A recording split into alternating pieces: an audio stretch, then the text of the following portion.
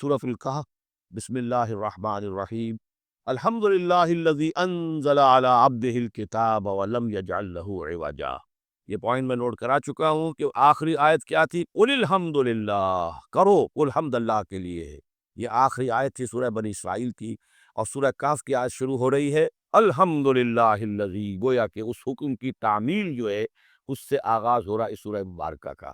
اس کو میں نے کہا تھا یہ انٹر لاکڈ ہیں دونوں صورتیں جو ہیں، جیسے آتا ہے تورات میں کہ حضرت یعقوب اپنے بھائی عیسو کی ایڑیاں پکڑے ہوئے تولد ہوئے، یہ جڑواں پیدا ہوئے تھے، دو بھائی عیسو اور یعقوب۔ عیسو بڑے تھے، یعنی بڑے اس معنی میں جو بھی ہوتے ہیں جڑواں میں جو پہلے جس کی ولادت ہو جائے وہ بڑا ہوتا ہے، چاہے 2 منٹ کا فرق ہو 5 منٹ کا فرق ہو۔ تو اس کی ولادت کے بعد پھر حضرت یعقوب پر عقب کہتے پیچھے کو، پیچھے آنے والا یعقوب اس لیے ان کا نام پڑ گیا ہے کہ یہ پچھلا ہے۔ جو پہلا تھا وہ عیسو تھا، عیسو کے بارے میں کچھ معلوم نہیں ان کی اولاد وغیرہ کدھر گئی، بہرحال وہ ایک علیحدہ بحث ہے۔ تو اسی طریقے سے یہ سورہ کہف جو ہے گویا کہ سورہ بنی اسرائیل کی ایڑیاں پکڑے ہوئے قرآن مجید میں وارد ہو رہی ہے۔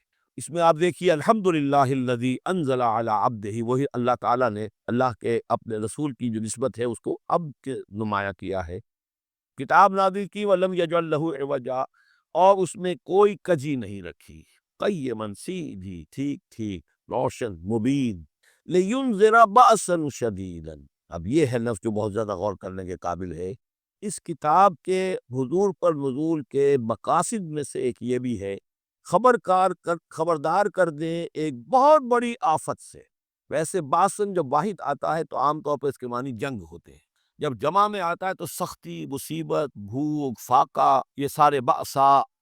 آیت البر میں بھی ہم نے پڑھا والصابرین فی البأساء والضراء وحین البأس۔ بأسا جب جمع میں آیا ہے تو فقر و فاقہ، تکلیف، مصیبت، اور حین الباس جنگ کے وقت۔ تو ان دونوں کو ذہن میں رکھیے، بہت بڑی آفت، بہت بڑی آفت، بہت بڑی آفت ایک تو ہے دجالی فتنے کی، دجال المسیح الدجال جو آنے والا ہے، جس کے بارے میں حدیث میں آتا ہے کہ کوئی نبی اور رسول ایسا نہیں گزرا جس نے اپنی قوم کو دجال کے فتنے سے آگاہ نہ کیا، اور پوری انسانی تاریخ میں دجال کے فتنے سے بڑا کوئی فتنہ نہیں، اور وہ ان ہر بندہ مومن کے امتحان کے لیے کڑا ترین جو ہے مرحلہ آ جائے گا، سخت ترین امتحان اس کا لیا جائے گا۔ تو یہ جو سختی ہے اس کی خبر دیتے ہوئے یہ سورہ مبارکہ نازل ہو رہی ہے، اور خاص طور پر اسے باسن اگر جنگ کے معنی میں لے تو الملحمۃ العظمیٰ، کتاب الملاحم جو کہ آپ دیکھیں گے احادیث کی کتابوں میں پورا باب ہے کتاب الملاحم، اور اس کا تعلق بھی دجال کے ساتھ ہے، کیونکہ پھر دجال ہی کو قتل کریں گے حضرت مسیح علیہ السلام نازل ہو کر۔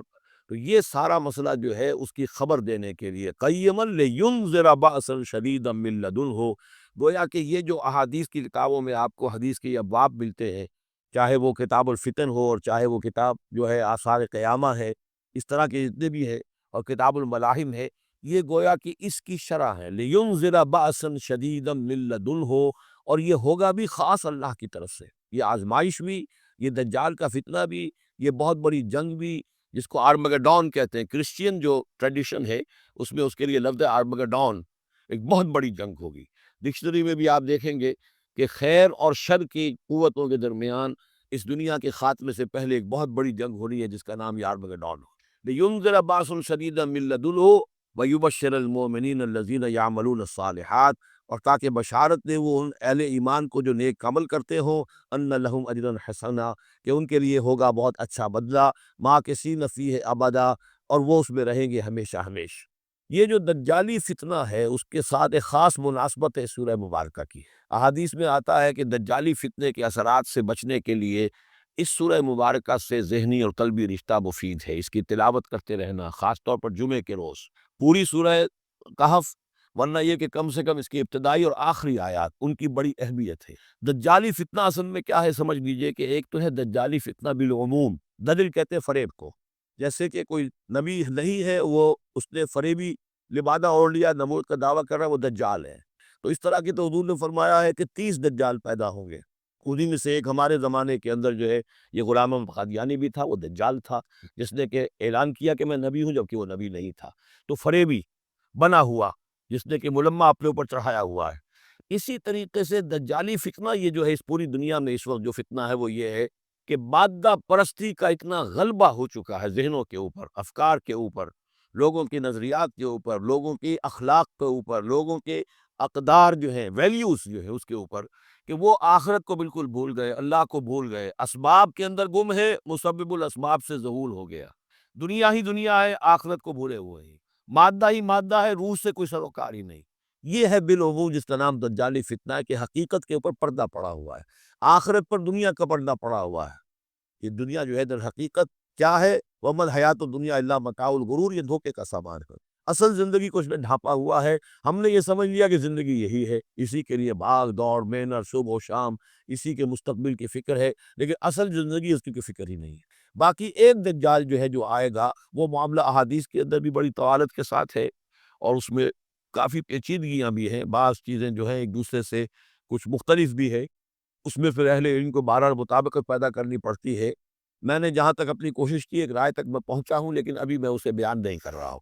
بہرحال دجالی فتنے کی خبریں موجود ہیں بہت شدت کے ساتھ، اور اس صورت کا پڑھنا جو ہے اس میں بہت مفید ہے۔ اس صورت کے مضامین کا دجالی فتنہ بالعموم سے کیا تعلق ہے، وہ تو اس ہم دورہ ترجمہ دوران کے اس کے دوران بھی آپ کو معلوم ہو جائے گا، لیکن اس کے جو خاص بڑے مباحث ہیں، خاص طور پر یہ کہ ایک ہمارے بہت بڑے عالم گزرے ہندوستان میں اس صدی کے آغاز میں، مولانا مناظر احسن گیلانی، انہوں نے اس پر باقاعدہ کتاب لکھی ہے، آپ کو مل جائے گی بازار میں بھی، اصحاب کہف کے جو کا معاملہ سورہ کہف کے مباحث ہیں ان کے۔ میں نے اس کو اپنی ایک تقریر کے اندر کسی خطاب جمعہ میں سورہ کہف کے مضامین کا خلاصہ بیان کیا تھا، جس کا عنوان ہے دنیا کی حقیقت۔ ظاہر بات ہے تفاصیل زیادہ جو ہیں وہ میرے لیے ممکن نہیں ہے کہ اس دورہ ترجمہ کے دوران بیان کر سکوں۔ وَيُنذِرَ الَّذِينَ قَالُوا اتَّخَذَ اللَّهُ وَلَدًا، اور خبردار کر دے ان لوگوں کو جنہوں نے کہا کہ اللہ نے بیٹا بنایا۔ یہ ساری دجالیت جو ہے اس کی جڑ کیا ہے؟ مسیحیت، جو موجودہ مسیحیت ہے، جو حقیقت میں مسیحیت نہیں ہے، پالزم ہے، جس کی بنیاد اصلی اس پر ہے کہ اللہ کا بیٹا بنا دیا حضرت مسیح علیہ السلام کو، اور انہیں کفارہ بنا دیا تمام جو بھی مان لے ان کو ان کے گناہوں کا، پیش کی معافی ہے ان کے گناہوں کی جو حضرت مسیح پر ایمان لے آئے، اور نمبر 3 شریعت ساخت کر دی، اور نمبر 4 سارا اختیار جو ہے وہ پوپ کے ہاتھ میں دے دیا گیا کہ تم جو چاہو جس چیز کو چاہو حلال کرو، جس چیز کو چاہو حرام کر دو۔ ان چیزوں نے مل کر نفس مذہب کو اس قدر قابل نفرت شے بنا دیا کہ یورپ کے عوام کے اندر مذہب کے خلاف شدید نفرت پیدا ہو گئی۔ چنانچہ اس کے بعد جب مسلمانوں کے زیر اثر وہاں پر علم پھیلا ہے، ہسپانیہ یونیورسٹیوں سے علوم اور فنون جو ہیں، یہ فرانس اور اٹلی اور جرمنی کے نوجوان آتے تھے، اور وہاں آ کر وہ قرطبہ اور غرناطہ اور طلیطلہ کی یونیورسٹیوں سے پڑھ کر جاتے تھے۔ ان کے زیر اثر جو ایک ریفرمیشن شروع ہوئی، اصلاح مذہب، اور ایک رینائسنس، تحریک یاد علوم، وہ جو اصل جو تحریک تھی اس بات کی کہ انسان علم کی طرف دوبارہ رجوع کرے، لیکن یہ کہ وہ علم جب آگے بڑھا ہے تو وہاں پہ عیسائیت کے خلاف جو رد عمل تھا، اس کی وجہ سے اس میں مذہب کی دشمنی جو ہے اس تحریک کے اندر خود بخود شامل ہو گئی۔ تو مذہب سے بیزاری، روحانیت کا انکار، آخرت سے بالکل بے پرواہی اور اس کا بھی انکار، اور خدا ہے یا نہیں ہے اس سے کوئی سروکار نہیں، یہ جو اس تہذیب کے اصل میں اثرات بنے ہیں سارے، یہ اسی غلطیوں کا یہ اثرات ہیں، نتائج ہیں کہ جو عیسائی مذہب کے اندر جو یہ تحریفات کر کے جو غلطیاں کی گئی ہیں، اس کو یہاں کہا گیا ہے کہ ان لوگوں نے کہ جنہوں نے یہ عقیدہ ایجاد کیا، ما لہم بہ من علم، ان کے پاس اس کے لیے کوئی علمی سند نہیں ہے، ولا لآبائہم، نہ ان کے آباء و اجداد کے پاس کوئی سند تھی، کبرت کلمۃ تخرج من افواہہم، بہت بڑی بات ہے جو ان کے منہ سے نکل رہی ہے، بہت بڑی گستاخی ہے جو یہ اللہ تعالیٰ کی شان میں کر رہے ہیں۔ ان یقولون الا کذبا، یہ نہیں کہہ رہے مگر جھوٹ، سراسر سیدھا سفید جھوٹ بول رہے ہیں۔ فلعلک باقع نفسک علی آثارہم، تو اے نبی شاید کہ آپ اپنے آپ کو ہلاک کر لیں گے ان کے جو اثرات پڑنے والے ہیں، عیسائیت کے اس غلط عقیدے کے جو نتائج برآمد ہوئے ہیں، جب یہ نتائج ظاہر ہوں گے تو وہ اتنے سنگین ہوں گے، فلعلک باقع نفسک، کہ ان کے احساس سے اور ان کے ادراک سے شاید کہ آپ اپنے صدمے سے اپنے آپ کو ہلاک کر لیں۔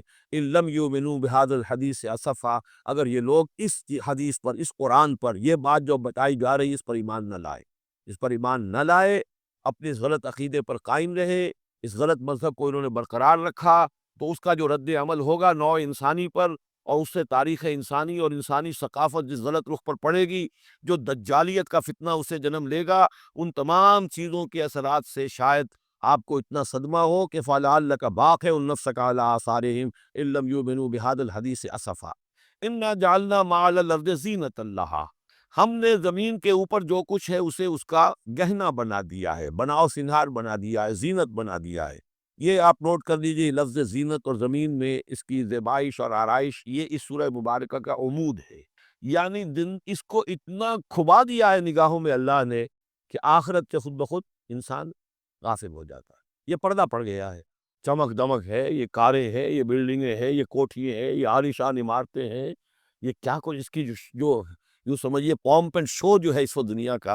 اور ظاہر بات ہے امریکہ میں جا کر دیکھیے تو جو کچھ یہاں دیکھ رہے ہیں اس سے 10 گنا، 100 گنا، 1000 گنا آپ کو نظر آئے گا، عقلیں دنگ ہو جاتی ہیں۔ نتیجہ کیا نکلتا ہے کہ انسان یہ سمجھتا ہے کہ اصل شے یہی مادہ ہی ہے، اصل ہدایت پہ یہی لوگ ہیں، یہی لوگ ہیں صحیح معنی میں کہ جنہوں نے واقعتاً علم حاصل کیا ہے، لہذا ان کی غلط تہذیب، ان کا غلط تمدن، ان کے تمام غلط ثقافت کے معاملات کے بھی ہم اسی طریقے سے پیروی کر رہے ہیں۔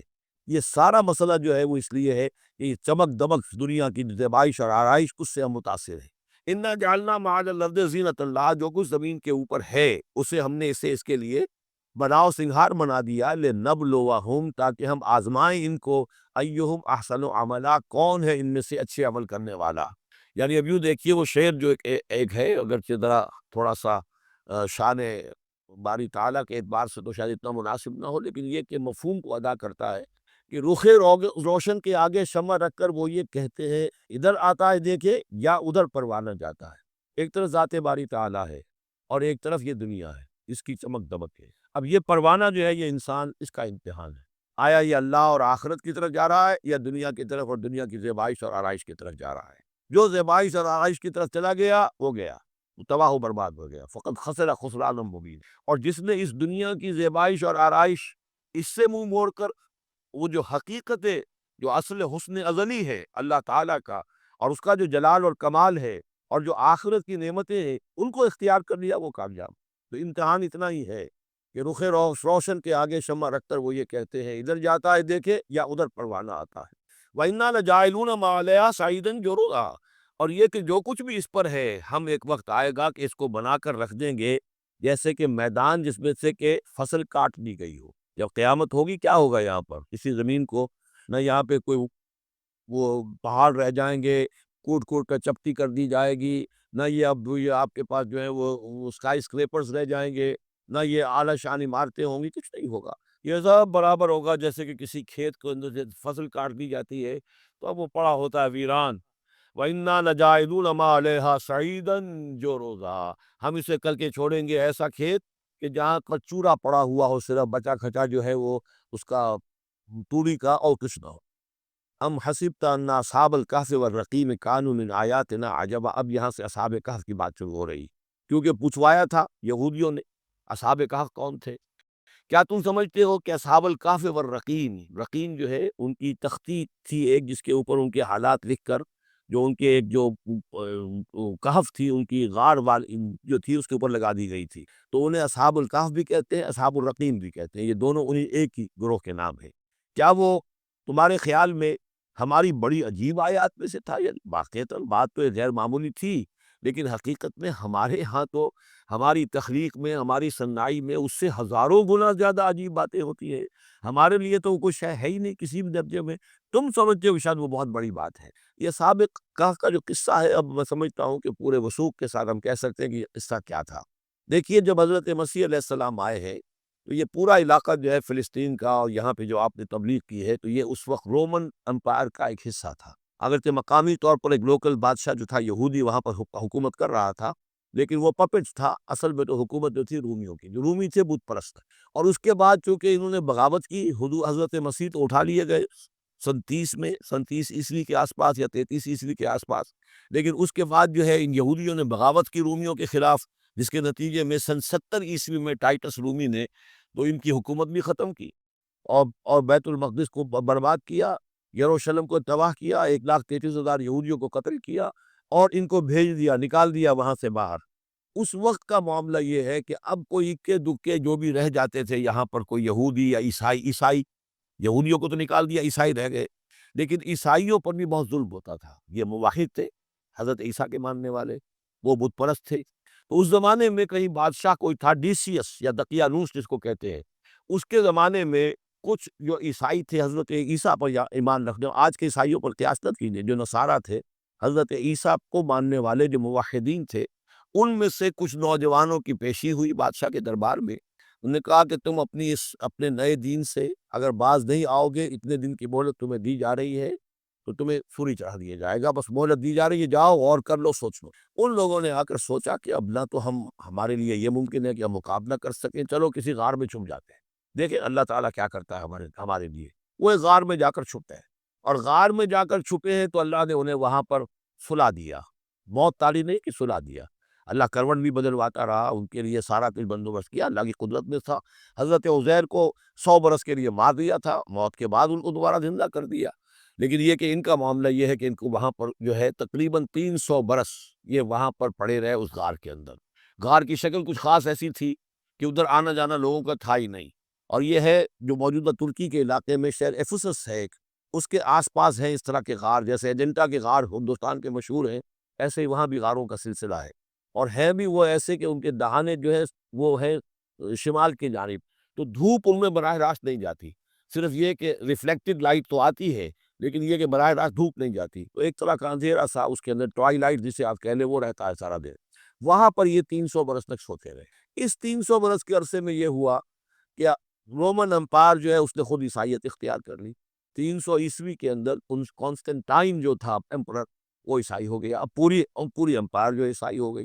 اب اس کے زمانے میں اس کے بعد تھیوڈوسیس ہے ایک، 446 عیسوی میں یہ تھا، اس کے زمانے میں اللہ تعالیٰ نے ان لوگوں کو جگایا 300 برس کے بعد۔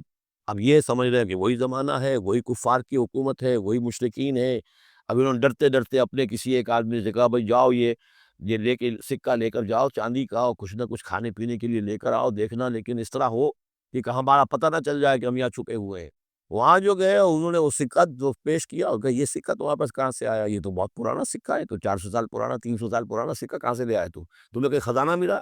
بہرحال اس حوالے سے اب وہ جو ہے وہ پکڑے گئے، ان کی حالت جو ہے وہ جو بات سامنے آ گئی، لیکن جب بات سامنے آ گئی تو اب ان کا بہت یعنی وہ عزت سے گئی، اس لیے کہ اب تو جو ان کا مذہب تھا در حقیقت پوری مملکت کا مذہب وہی ہو چکا تھا، تو صورتحال تو تبدیل ہو چکی ہے۔ پھر یہ کہ اس کے بعد تفصیل معلوم نہیں ہے کہ غالباً وہ جا کر اپنی اسی غار میں وہ سو گئے ہیں، یا دوبارہ اللہ نے ان پر وہیں پر موت طاری کر دی ہے، اس کا دروازہ بند کر کے اور اس پر ایک تختی لگا دی گئی ہے۔ یہ اصحاب کہف ہے۔ گبن کی جو ہے decline and fall of Roman empire, اس میں بھی یہ 7 سلیپرز، 7 سونے والے، ان کی کہانی موجود ہے۔ یہ چیز جو ہے گویا کہ رومن لٹریچر کے اندر موجود تھی، اس کا جو ذکر موجود تھا، اور قرآن مجید میں یہ امتحاناً سوال کیا گیا حضور سے، تو اس کا جواب دیا گیا۔ تو یہ 300 برس تک کچھ لوگوں کو سلا دینا، یہ اللہ تعالیٰ کے نزدیک تو کوئی بڑی بات نہیں ہے، تمہارے نزدیک ام حسبت ان اصحاب الکہف والرقیم کانوا من آیاتنا عجبا اذ ابى الفتية الى الکہف، جبکہ وہ نوجوان آئے اپنے اس غار میں، فقالوا، اور انہوں نے کہا ربنا آتنا من لدنک رحمتا، پروردگار اب خاص اپنے خزانہ فضل سے ہمارے لیے رحمت کا بندوبست فرما، وہیئ لنا من امرنا رشدا، اور ہمارے لیے ہمارے معاملے کے اندر جو ہے وہ کوئی عافیت کا بندوبست فرما۔ فضربنا علی آذانہم، تو ہم نے تھپکی دے دی ان کے کانوں پر، فی الکہف سنین عددا، اسی وہ غار کے اندر جو ہے وہ سوتے رہے کئی سال۔ ابھی یہاں اس بات کو نہیں چھیڑا کتنے سال، سنین عددا، متعدد سال وہ سوتے رہے۔ ثم بعثناہم، پھر ہم نے انہیں اٹھایا، لنعلم ای الحزبین احصیٰ لما لبثوا امدا، تاکہ ہم دیکھیں کہ دو گروہوں میں سے کس کو صحیح معلوم ہے کہ کتنے عرصے وہ وہاں رہے تھے۔ اس کا ذکر آگے آ جائے گا، دو گروہوں سے مراد کیا ہے۔ اور تیسری اہم ترین آیات کیا ہے؟ آیات قرآنیہ، ان تینوں میں گہرا ربط ہے، آیات آفاقی، آیات انفسی، آیات قرآنی۔ ان میں تدبر کے ذریعے، غور و فکر کے ذریعے انسان ایمان حاصل کرے، یہ ٹاپ کا ایمان، یہ انٹلیکچوئلز کا ایمان، یہ صدیقین کا ایمان۔ نمبر 2، ایک ایمان ہے عوام کے لیے، اس کے دو راستے ہیں۔ نمبر 1، صاحب یقین کی صحبت، جس کے اندر یہ ایمان پیدا ہو چکا ہو، آپ اس کے قریب رہیے۔ اگر بھٹی کے سامنے بیٹھیں گے حرارت پہنچے گی، اگر آپ برف کی سیل کے قریب ہوں گے ٹھنڈ پہنچے گی۔ صاحب ایمان کی صحبت اختیار کریں گے، ایمان سرایت کرے گا۔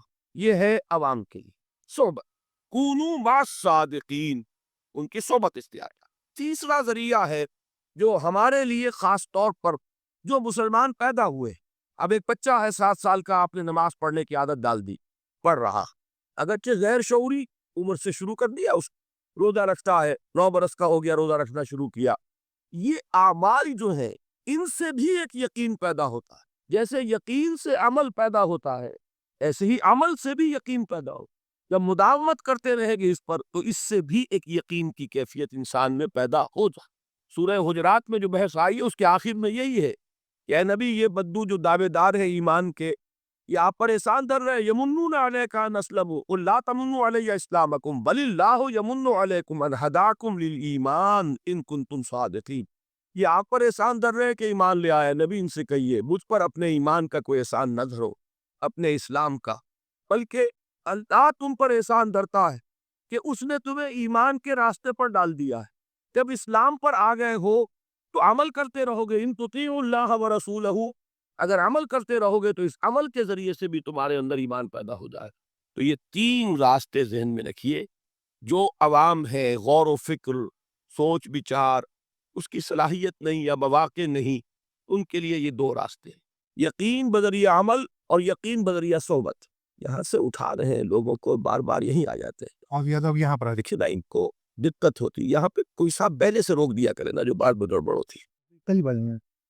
تو ایک ایمان ہے انٹلیکچوئلز کا، صدیقین کا، جن کو قرآن کہتا ہے اولو الالباب الذین یعقلون ان فی خلق السماوات والارض واختلاف اللیل والنہار لآیات لأولی الالباب، ہوش مندوں کے لیے، عقل مندوں کے لیے، غور و فکر کرنے والوں کے لیے، اصحاب دانش و بینش کے لیے ہماری کائنات میں ہماری نشانیاں ہیں، غور کرو اور ہمیں پہچانو، خود اپنے اندر جھانکو اور ہمیں پہچانو، اور ہماری آیات جو ہیں ہمارے کلام کی، اس کی آیات جو ہیں ان میں وہ ایمان رچا بسا ہوا ہے، ان پر غور کرو، غوطہ زنی کرو، قرآن میں ہو غوطہ زن ہے برد مسلمان۔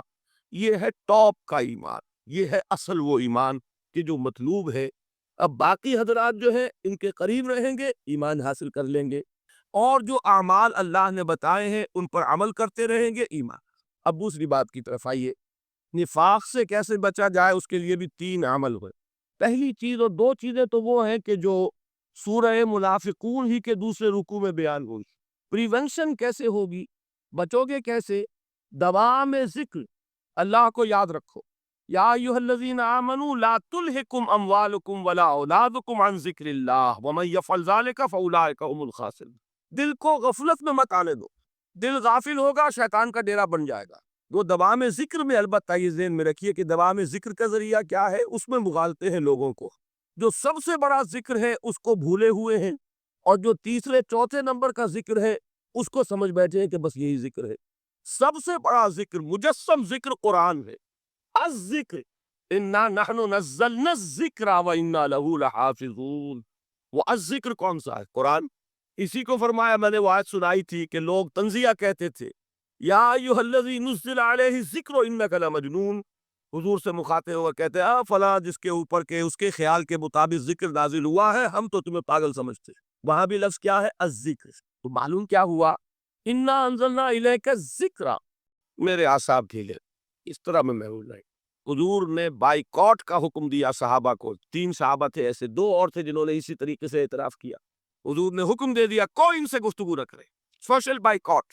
بڑی سخت سزا تھی جو دی گئی ہے، اس کی بڑی تفاصیل ہے، اللہ تعالیٰ شوق دے تو وہ حدیث پوری پڑھیے، میں نے تو 2 جمعوں میں ایک مرتبہ صرف اس ایک حدیث کو بیان کیا تھا، شاید کئی کیسٹس ہوں میرے ہاں، ہمارے نمبر کوئی مجھے یاد نہیں ہے، لیکن یہ بڑی عجیب حدیث ہے۔ لیکن اس میں جو اصل سبق ہے وہ کیا ہے؟ اس طریقے سے شیطان لے تو لال، تاخیر، تعویق، ابھی کیا جلدی ہے، ذرا اس کام سے فارغ ہو لو، ذرا پھر تلافی کر لینا، ذرا زیادہ زور سے کام کر لینا، یہ وہ چیز ہے کہ جو وہ تو خیر صحابی تھے، بچ گئے، اگر وہاں جھوٹی قسم بھی کھا دیتے تو گئے تھے۔ یہ تو اتنا ہی ہے نا، مردی و نامردی قدم فاصلہ دارت، اس میں تو یہی ہے کہ ذرا ایک جھوٹی قسم کھا دیتے، جھوٹی بہانہ بنا دیتے تو اب ضعف ایمان نہ رہتا، وہ نفاق کی طرف شروع ہو جاتا۔ وہ اللہ تعالیٰ نے ان کو بچایا، لیکن یہ کہ ہم کیسے بچے گے اگر ہم نے یہ روش اختیار کی؟ لہذا 3 کام، دوام ذکر نمبر 1، اس کی میں شرح کر چکا ہوں، 4 اذکار یاد کر لیجئے گا ان کو، ورنہ کیا فائدہ۔ نمبر 2، انفاق فی سبیل اللہ، نفاق کا علاج انفاق۔ نمبر 3، یہ عادت اپنے اندر پیدا کیجئے شعوری طور پر کہ جب ایک حقیقت واضح ہو جائے فوراً اعتراف کہ ہاں بھائی بات ٹھیک ہے یار، جب ایک فرض کا احساس ہو جائے فوراً اس کی ادائیگی کے لیے آغاز، تاخیر و تعویق ہے کہ جس سے پھر نفاق کو موقع۔ اللہ تعالیٰ مجھے اور آپ کو حقیقی ایمان عطا فرمائے اور نفاق سے بچائے رکھے۔ اب آئیے حقیقت و اقسام شرک۔ دیکھیے ہر شخص یہ جانتا ہے کہ اسلام دین توحید ہے۔ ایک لفظ میں اگر کہیں گے تو اسلام کا سب سے بڑا سب سے بڑی علامت توحید۔ مجھے اقبال نے کہا کہ توحید کی امانت سینوں میں ہے ہمارے، آسان نہیں مٹانا نام و نشاں ہمارا۔ تو توحید ہے، توحید کی ضد ہے شرک۔ ٹھیک، اس سے میں ایک نتیجہ نکالتا ہوں، کوئی مسلمان جان بوجھ کر مشرک نہیں ہو سکتا۔ یہ میرا نتیجہ ہے، جان بوجھ کر مشرک نہیں ہو سکتا۔ وہ شرک میں مبتلا ہوگا تو ناسمجھی میں ہوگا، نادانی میں ہوگا، اسے شرک نہیں سمجھے گا۔ یہ ممکن نہیں ہے کہ کوئی مسلمان ہو، گیا سے گیا مسلمان، گزرا سے گزرا مسلمان، گھٹیا سے گھٹیا مسلمان، لیکن وہ شرک کو شرک سمجھتے ہوئے اس پہ آلودہ ہوتا کیا سمجھ میں نہیں آتا کہ شرک۔ تو ضرورت بہت ہے کہ ہم یہ پہچانیں کہ یہ شرک ہے کیا۔ دوسری بات یہ جان لیجئے، ہمارے دین میں قابل عفو جرم کون سا ہے؟ 2 مرتبہ بیان فرمایا گیا سورہ نساء میں صرف، ان اللہ لا یغفر ان یشرک بہ ویغفر ما دون ذلک لمن یشاء۔ اللہ تعالیٰ اسے تو ہرگز نہیں بخشے گا کہ اس کے ساتھ شرک کیا جائے، ہاں اس سے کم تر جس کو چاہے گا معاف فرما دے۔ نوٹ کر لیجیے، اس کی بھی اندر بھی اوپن لائسنس نہیں ہے کہ بقیہ سارے گناہ لازماً معاف کر دے گا، یہ نہیں ہے۔ اس سے تو آپ میں جرت پیدا ہو جائے گی، باقی سب کیے جاؤ، یہ نہیں۔ جس کو چاہے گا بخش دے گا، لیکن امید ضرور دلا دی کہ شرک سے کم تر کوئی گناہ ہو تو اس کی بخشش کی بغیر توبہ کے اللہ تعالیٰ نے امید دلائی۔ توبہ سے تو شرک بھی معاف ہو جائے، اس سے مراد کیا ہے؟ بغیر توبہ کے اللہ تعالیٰ نے فرمایا کہ اور گناہوں کے بارے میں تو امید کی جا سکتی ہے، لیکن شرک کے بارے میں ہرگز۔ اہمیت واضح ہو گئی۔ مزید نمبر 3، اس شرک کی ہماگیریت کا عالم یہ ہے کہ سورہ یوسف کی آیہ مبارکہ ہے، وَمَا يُؤْمِنُ أَكْثَرُهُمْ بِاللَّهِ إِلَّا وَهُمْ مُشْرِكُونَ۔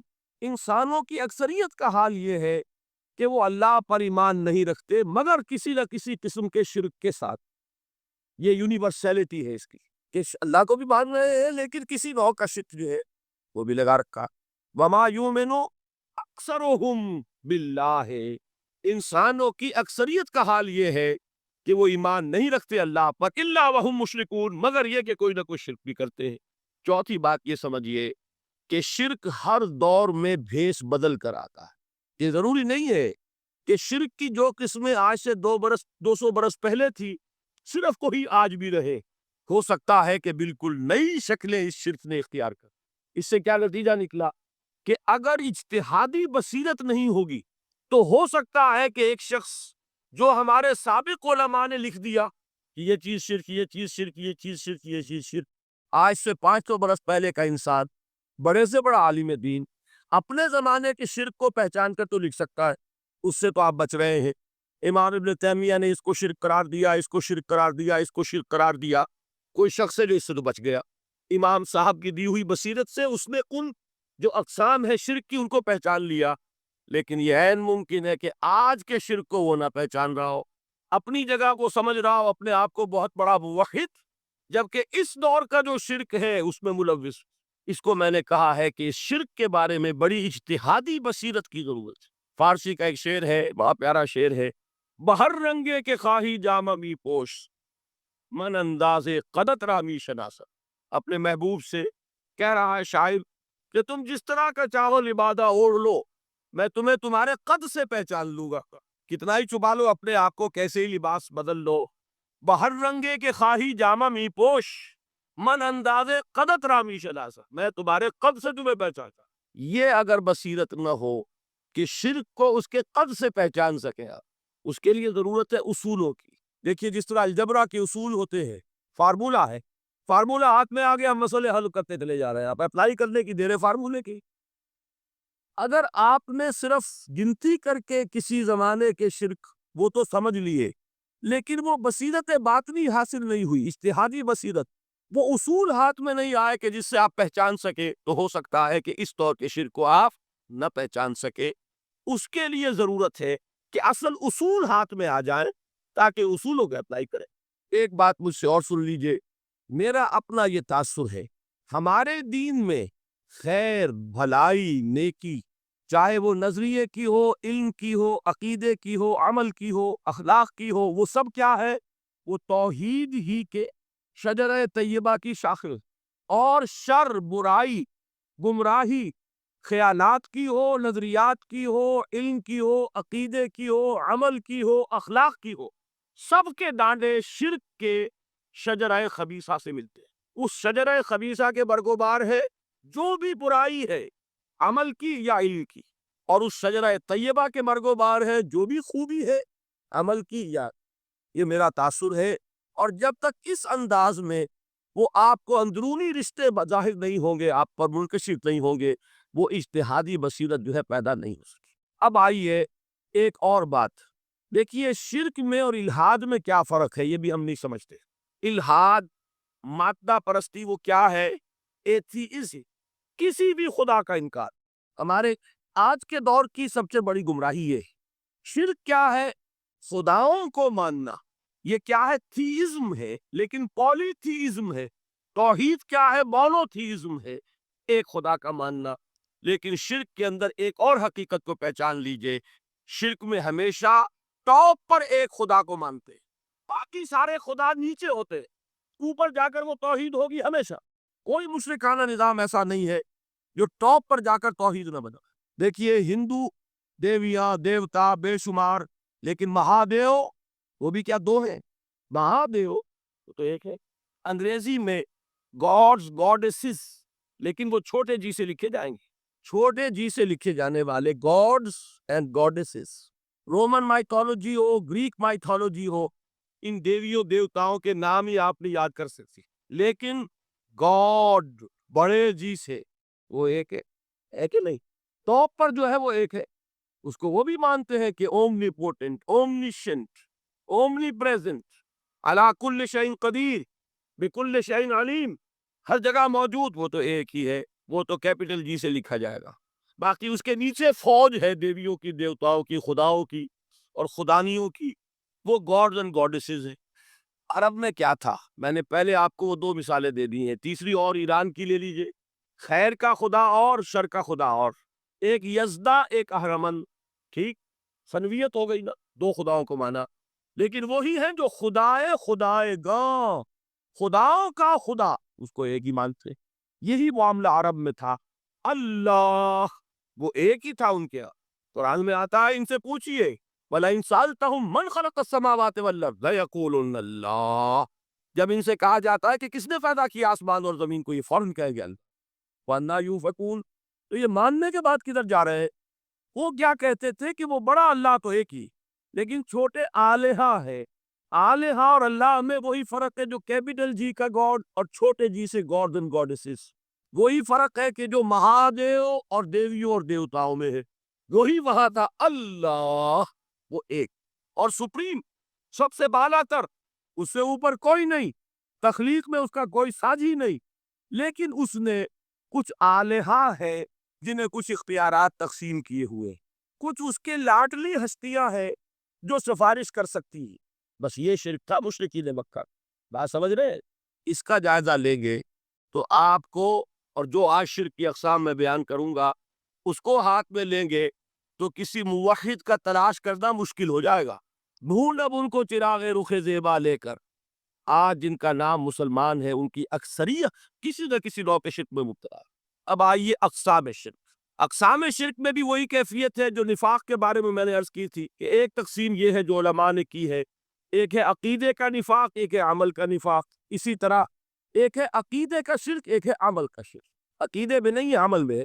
ایک تقسیم آپ نے سنی ہوگی شرک جلی، شرک خفی، ایک ہے ننگا شرک، کھلم کھلا شرک، ایک ہے چھپا ہوا شرک جو نظر نہیں آتا۔ لیکن ایک مغالطہ اپنے دل سے نکال دیجئے، بعض لوگ شرک خفی کو شرک نہیں سمجھتے، یہ بہت بڑی غلطی ہے۔ اگر وہ شرک نہ ہوتا تو حضور اسے شرک نہ کہتے، کوئی اور لفظ۔ عربی زبان کا دامن جو ہے محدود نہیں ہے، پھر اس کے لیے کوئی اور لفظ اختیار فرمایا جاتا ہے وہ شرک۔ لیکن ایک شرک ہے جلی جو نمایاں ہے، نظر آ رہا، ایک ہے شرک خفی جو نظر نہیں آ رہا۔ اور وہ کتنا خفی ہو سکتا ہے اس کی ایک مثال دی حضور نے. شرک خفی اتنا خفی ہو سکتا ہے، ذرا مبالغہ دیکھیے جو حضور نے بات کو سمجھانے کے لیے مثال میں جو مبالغہ اختیار فرمایا. ایک سیاہ اندھیری رات میں ایک سیاہ پتھر پر ایک سیاہ چیونٹی کو رینگتے ہوئے دیکھنا جتنا مشکل ہے اتنا ہی شرک خفی کا پہچاننا مشکل ہے. بتائیے، آپ نے فرمایا انا افصح العرب، میں عرب کا فصیح ترین انسان ہوں. اس سے آگے کوئی مثال دی جا سکتی؟ اندھیری رات، تاریک رات، پتھر سیاہ، چیونٹی سیاہ، کون دیکھ سکتا؟ جتنا اس کو دیکھنا ناممکن ہے اتنا ہی شرک خفی کا پہچاننا مشکل ہے. گویا کہ اس سے تو اللہ ہی بچائے گا تو انسان بچے گا. ایک آخری بات تمہیداً اور عرض کر دوں، پھر میں چلوں گا اقسام پر. میری جو باتیں آپ کے سامنے آئی اس سے ایک منطقی نتیجہ نکلتا ہے. کوئی شخص اگر حقیقتاً شرک سے بچ جائے، واقعتاً شرک سے بچ جائے، ہر قسم سے بچ جائے، اس سے بھی اوپر کوئی انسان ہوگا. گویا کہ یہ آخری منزل ہے. یا یوں کہیے کہ جس شخص کے بارے میں اللہ تعالیٰ یہ مان لے کہ میرا یہ بندہ شرک سے بری ہے، اس سے بڑی سند کوئی ہے؟ دی ہائیسٹ ٹیسٹیمونیل، سب سے بڑی سند، سب سے بڑی تعریف جو بندے کی ہو سکتی ہے وہ کیا ہے؟ یہ مشرک سے ہی. یہی وجہ ہے، دیکھیے آپ قرآن مجید میں حضرت ابراہیم کے ذکر میں دیکھیں گے. ابراہیم کا مقام کیا ہے؟ خلیل اللہ، ابو الانبیاء، امام الناس. تین نسبتیں ہیں، تینوں بڑی عظیم. اللہ کے ساتھ نسبت کیا ہے؟ خلیل. واتخذ اللہ ابراہیم خلیلا.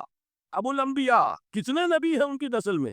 اسحاق اور اسماعیل سے چلیے، پھر یعقوب اور یوسف، اور پھر چلیے موسیٰ اور ہارون، اور پھر چلیے سارے انبیاء بنی اسرائیل کے حضرت عیسیٰ، پھر یہاں تک کہ محمد الرسول اللہ کس کی اولاد ہے؟ ابراہیم، ابو الانبیاء. اور نمبر 3، انی جاعلک للناس اماما، امام الناس. اور قرآن میں جو سب سے بڑی سند انہیں دی جاتی ہے وہ کیا؟ وما کان من المشرکین. تو ابراہیم مشرکین میں سے نہیں تھے. معلوم ہوا کہ یہ سب سے بڑی سند ہے، سب سے بڑا سرٹیفکیٹ ہے، سب سے بڑا ٹیسٹیمونیل ہے جو اللہ کی طرف سے کسی کو مل جائے.